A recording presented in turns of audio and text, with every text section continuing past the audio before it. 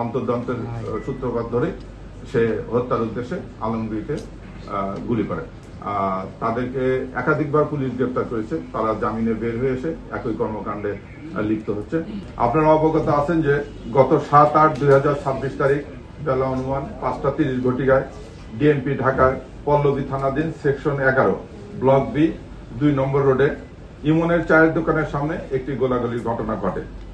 উক্ত ঘটনায় ভিকটিম আলমগীরের পেটে এবং মাথায় গুলিবিদ্ধ হয়।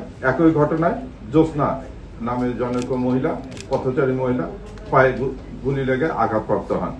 এ বিষয়ে ভিকটিমের স্ত্রী রিনা আক্তার পল্লবী থানায় বাদী হয়ে একটি মামলা দায়ের করেন। এই মামলা শুটিং ইনসিডেন্টের পর হইতে ডিবির মিরপুরের একটি চৌকসটি মামলা ঘটনা সংক্রান্তে ছায়া তদন্ত শুরু করে। ডিবি টিম ঘটনাস্থলে উপস্থিত হয়ে ছায়া তদন্তের মাধ্যমে ভিডিও ফুটেজ সংগ্রহ করে তথ্য প্রযুক্তি এবং ম্যানুয়াল পদ্ধতিতে গোলাগুলির কাজে ব্যবহৃত টয়োটা প্রিমিও গাড়ি, যার রেজিস্ট্রেশন নাম্বার ঢাকা মেট্রো গো 455861 চিহ্নিত করে এবং বর্ণিত গাড়িটির মালিক হামিদ খান ওরফে মাখনকে পল্লবী থানা এলাকা থেকে গ্রেপ্তার করে। ব্যাপক জিজ্ঞাসাবাদে হামিদ জানা যে গাড়িটি তার নামে রেজিস্ট্রেশন করা হইলেও গাড়ির প্রকৃত মালিক কুখ্যাত মাদক ব্যবসায়ী রুবেল ওরফে র্যাংলা রুবেল।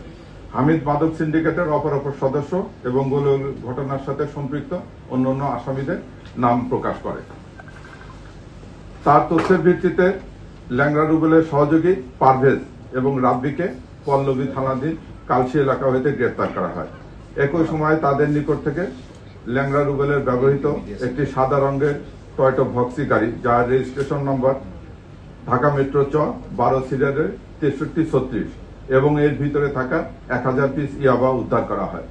ব্যাপক জিজ্ঞাসাবাদে আসামি পারভেজ এবং রাব্বি জানায় যে রুবেল ওরফে ল্যাংড়া রুবেলের স্ত্রী ও তার পরিবারের সদস্যরা গাজীপুর জেলার একটি স্থানে আত্মগোপন করে রয়েছে। প্রাপ্ত তথ্যের ভিত্তিতে গোয়েন্দা মিরপুর বিভাগ তাৎক্ষণিকভাবে গাজীপুর জেলার শ্রীপুর থানা এলাকায় অভিযান পরিচালনা করে এবং ল্যাংড়া রুবেলের স্ত্রী ও পরিবারের সদস্যদেরকে সেখান থেকে গ্রেপ্তার করে।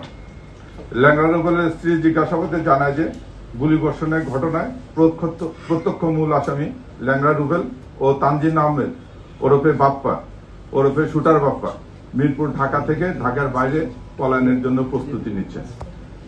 উক্ত তথ্যের ভিত্তিতে তাৎক্ষণিকভাবে ডিবির অপর টিম রূপনগর থানাধীন ইস্টার্ন হাউজিং এর পাশে বেরিবেদ এলাকা থেকে গুলির ঘটনায় ব্যবহৃত লাল রঙের টয়োটা প্রিমিও গাড়ি, যার রেজিস্ট্রেশন নম্বর ঢাকা মেট্রো গ 455861 যোগে পালিয়ে যাওয়ার সময় ল্যাংড়া রুবেল অথবা ওরফে রুবেল ও বাপ্পা ওরফে শুটার বাপ্পাকে ডিবি গ্রেপ্তার করে।